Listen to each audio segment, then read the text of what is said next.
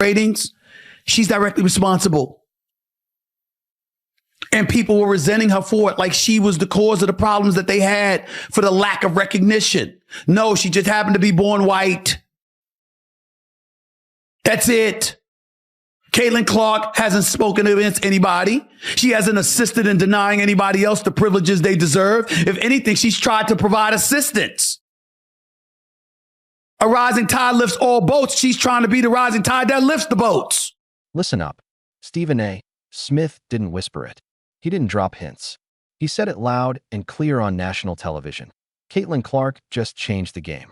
And not everyone in that room could handle it. Silence fell. Eyes darted. And Molly? She froze. If you respect true greatness, tap like and drop a comment, because what you're witnessing right now is history. This wasn't just another sports debate. This wasn't hot take TV. This was Stephen A. Smith drawing a line in the sand. Nike numbers were already circulating behind the scenes. Executives were paying attention. Media rooms were buzzing. Then came the moment that confirmed it all. Stephen A. leaned forward, locked eyes with Molly, and said what no one else had the courage to admit.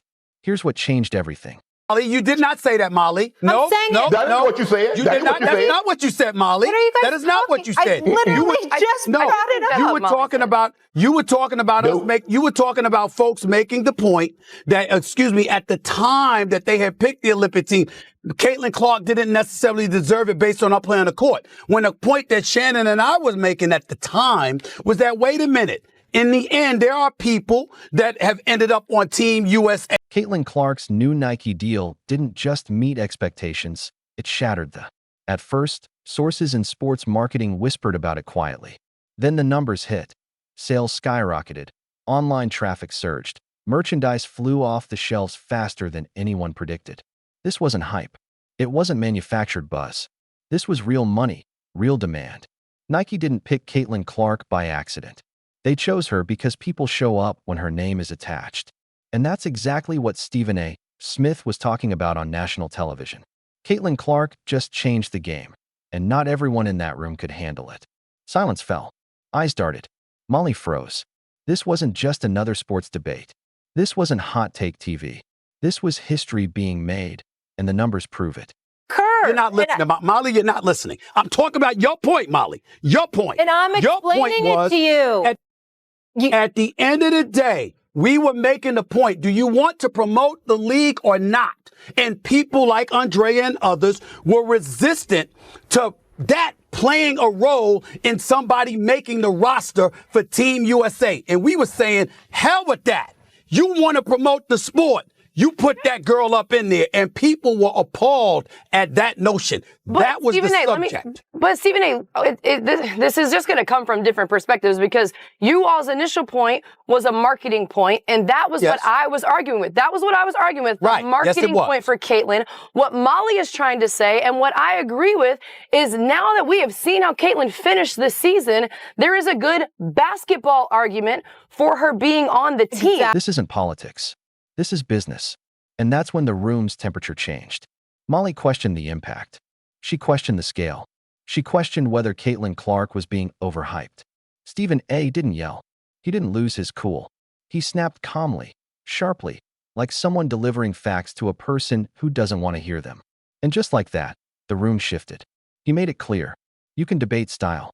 You can debate preferences.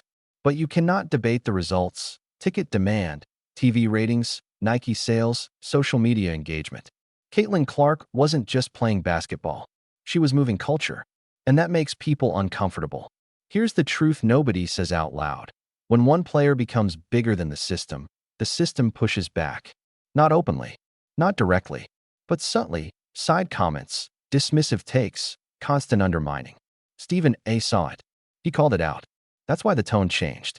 While everyone argued on TV, Caitlin Clark was doing the one thing that shuts everyone up, dominating the game and the culture at the same time. Be resentful of the folks, primarily the white folks, who basically disenfranchised y'all all of these years before she came along, who denied you the acclaim and the allure and the profits you richly deserved. But you don't take that out on Caitlin Clark, not her. She's the one that assists you. When black folks was marching during the civil rights era and fighting every battle they possibly could, they weren't dismissive, nor did they insist in denigrating the white people who marched with them. They saved the venom for those who wouldn't. Playing deep shots in pressure moments. Caitlin Clark's impact hit before the ball even left her hands. You could feel it. Opponents felt it. Fans felt it. Sponsors definitely felt it. This wasn't hype. This wasn't manufactured. It was undeniable. Stephen A. made one final point that ended the argument. Brands don't invest millions based on feelings. They invest based on impact. Nike didn't guess. They tracked. They measured. They committed. And that's why this is different. It wasn't just big. It was inevitable. This isn't about Molly. This isn't about a single TV segment. This was about confirmation. Caitlin Clark is no longer up next. She's not promising. And once that happens, the conversation changes. Some celebrate. Some resist. But the game moves forward. Anyway. And I am incredibly proud to join some of the best athletes in the world. I'm excited to share a first look at what we've created together. Y'all should have did this. We're going into year 3. Y'all should have did this year 1. Year 1. Let's take a look at the ad.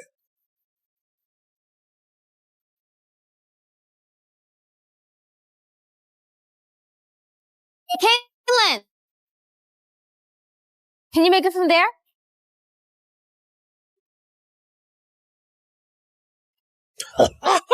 She shot it from the other house. Hey, Caitlin, how about from here? Come on, guys. Yeah, she can't make it from there. No chance. Caitlin, from me to left? Wait, You got it. Oh, they got Mama Bluter in here? Yeah, this is fire. Y'all got Travis Kelce and them in there. Stephen A. ended it with body language, not words. He leaned back, stopped debating, stopped explaining, because there was nothing left to prove. The deal was done. The moment had passed. And Caitlin Clark? She didn't say a word. She didn't need to. This wasn't hype. This wasn't favoritism. This was recognition. Caitlin Clark didn't ask for the spotlight. She earned it. And now the world is adjusting, some faster than others.